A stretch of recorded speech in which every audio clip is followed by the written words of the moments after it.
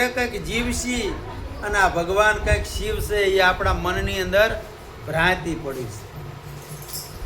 પણ આ ઉપદેશની અંદર બેઠા ને આજનો કે દિવસ મારે આનંદનો રુદિયે અવિચળ રવિ એટલે દિવસ ઉગી ગયો. દિવસ ઉગે એટલે કોઈ દી અંધારું રહેતું નથી. અજ્ઞાન રૂપી અંધકારો તરત યુજાય.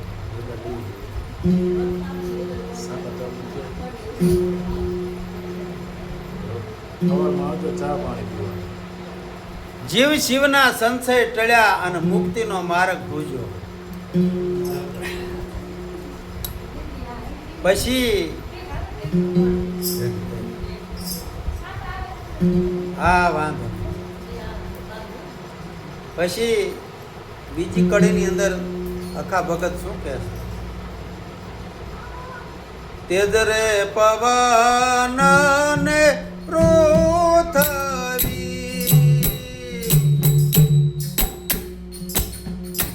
અનળ ને વળી આબુ રે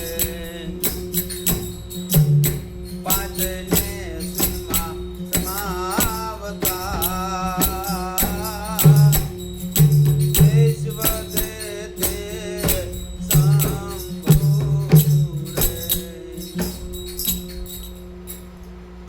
પાંચ તત્વની વાત કરી. તેજ રે પવન ને પૃથ્વી અનળ ને વળે આબુ. આ પાંચેય તત્વને બાદ કરી નાખો, પાંચેયને શૂન્યની અંદર સમાઈ દો. પછી જે વાય વધે ને એ સંભવ છે. એ ભગવાન છે. એ દેનારો કયો તો એ તન મન ધન દેનારો એ વસ્તુ છે. એ આપણું સ્વરૂપ છે. એ આત્મ સ્વરૂપ છે. અહીંયા આપણે બરોબર નક્કી કરવાનું. અને એથી આગળ એ પરમાત્માથી આગળ કંઈ નથી. રામાપીર ભજનની અંદર ચોખ્ખું કહે છે કે આ સતથી આગળ બીજું કશું છે. અને તમે નજર કરી દો આ ઈશ્વર જે આપણે અલગ કીધો એનીથી આગળ કંઈ હોય જ આખું વિશ્વ આ પાંચ તત્વનો છઠ્ઠો આત્મો આ સિવાય કશું છે નહીં. આ તત્વજ્ઞાનની આ સોને સમજી લ્યો એને જ આ સનાતન ધર્મ કહેવાય છે. સનાતન ધર્મની જયું બોલાય છે. આ પાંચ તત્વને છઠ્ઠા આત્માને જમશે એમ જાણે આ સનાતન કહેવાય. પછી બીજી કડીની અંદર શું કહે છે? વિના રે પૃથ્વીએ પાવ પલટિયા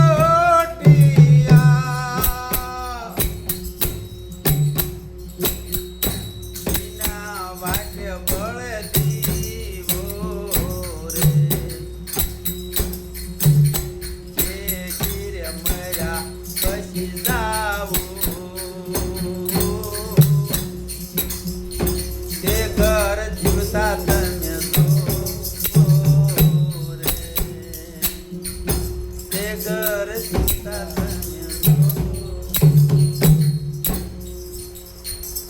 ઈ ઘર જોયું? આપણે મરી જાય પછી જે ઘીરે જવાનું આ જીવતા જોઈ લેવાનું છે. આખા ભગત આવું કે આપણો દેહ જયારે સર્જન નતો તે તારે આપણે આત્મ સ્વરૂપ હતા બરોબર. અને અત્યારે આની અંદર આત્મા છે અને પાછું આ દેહ વિસર્જન થાય તો એ તો એમને રહેવાનો જ છે. અને જ્યાંથી આયા નથી ને ક્યાંય જવાનું નથી. અહીંયા હતા ને આઈને રહેવાનું એમ કે છે.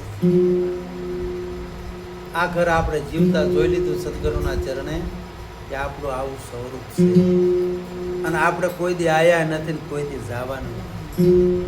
આ તો બધી મનની અંદર ભ્રાંતિઓ પડી જાય છે. આ ભ્રાંતિ મટાડવા હાટું થઈને આપણે સદગુરુ પાસે જવું પડે. એટલે તેમાં મીરાબાઈ કહે છે કે આત્માને ઓળખી લો અને મનની અંદર જે ભ્રમણાયું પડે છે ને આ ભાંગે ને તારે ભવના ફેરા મટે છે. ભ્રાંતિ એટલે આ જગત છે એ બધું ભ્રાંતિ છે. આ જોવો જગત આખું બધું ચિત્તની અંદર પડ્યું છે. જગત જ્યાં તમે જાવ ત્યાં તમે નક્કી કરો ને તો ચિત્ત જ્યારે તમે યાદ કરો ને ત્યારે એની અંદર તમને જગત દેખાય છે. જેવું જેવું તમે ચિત્તવન કર્યું હોય એવું તમને દેખાય છે. અને યાદ કરો તો તરત ચિત્તની અંદર આવી જાય છે. એટલે જગત બધું ચિત્તની અંદર પડ્યું છે અને કારણ બધું મનની અંદર છે. આ હું કંઈક છે ને આ બધું મારું છે, આ બધું મનનું કારણ છે. આપણું કંઈ નથી, આ ભગવાનની બધી પ્રકૃતિ છે. પુરુષ અને પ્રકૃતિ બે જ છે. એટલે આ ભગવાનની પ્રકૃતિ બનાવી છે. એ પ્રકૃતિની અંદર ખેલ ખેલે છે ને ખેલાવે છે. મૂળ તો છે બધી એની સિવાય બીજું કોઈ છે નહીં.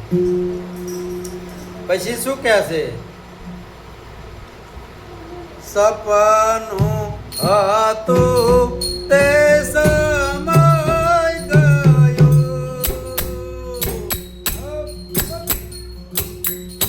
જાગીને જોતા રે, એવું નથી રે થયું છે નિજના પટ ભજી પોતા રે, પટ ભજી પોતા રે. આ બધું સપનું છે.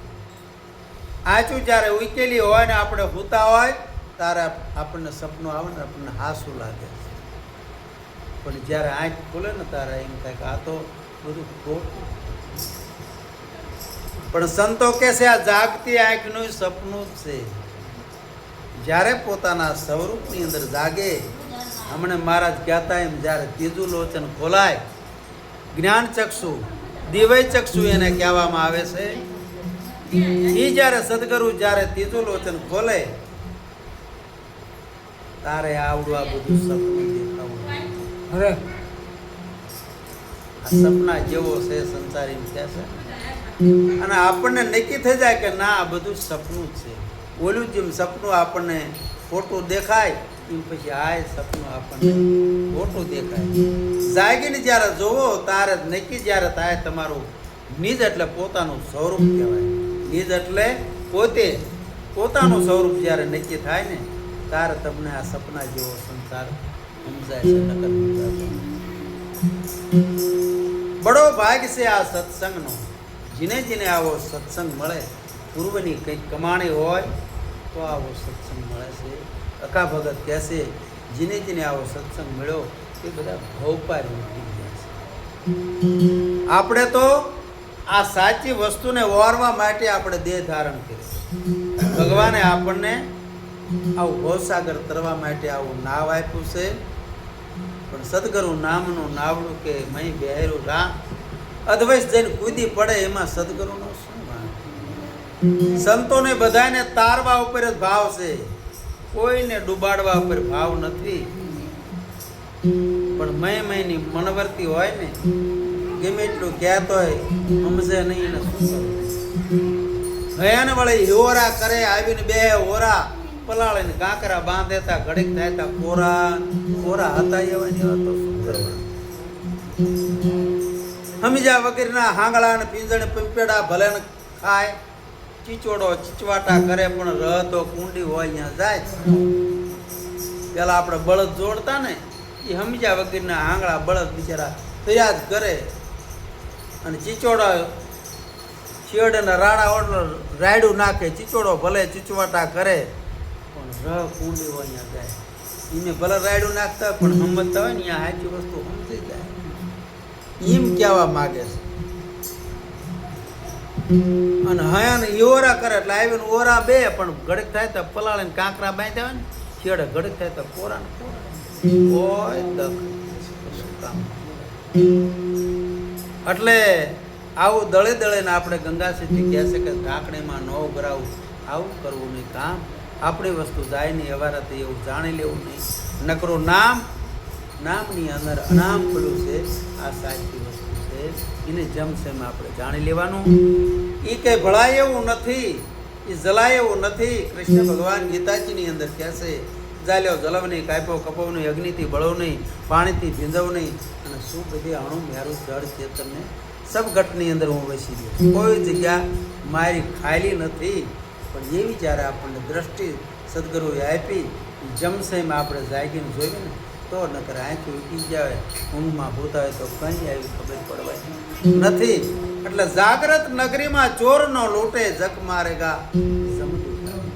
એટલે જાગતા રહ્યો તો ચોર નહીં આવે. નકર ગીરે ગમે એટલું ધન પડ્યું છે ને પૂજાય છો તો પાછો ધન લૂંટી જાય છે.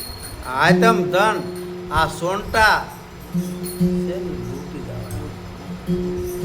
આ 5-25 ની આવી ટોળી પ્રકૃતિની ફરી જ રહી છે એ લૂંટી લેવાની છે. એટલે આપણને લૂંટાઈ ન જાવી એનું ખાસ ધ્યાન રાખવું. એટલે જાગ્રત નગરીમાં ધીમા સંતો કે ચોર એટલે જાગવાનું પોતાના બીજો કોઈ છે જ. આપણે અહીંયા છે ને વાત બેઠી થઈ એ બોલે બીજો ને પરમાત્મા પોતે અજ્ઞાની આંધળા બધા આગા છે ગોતે. એટલે આગળ જે જવાનું નથી. સવારામ બાપા કહેશે જેની સુરતાસુ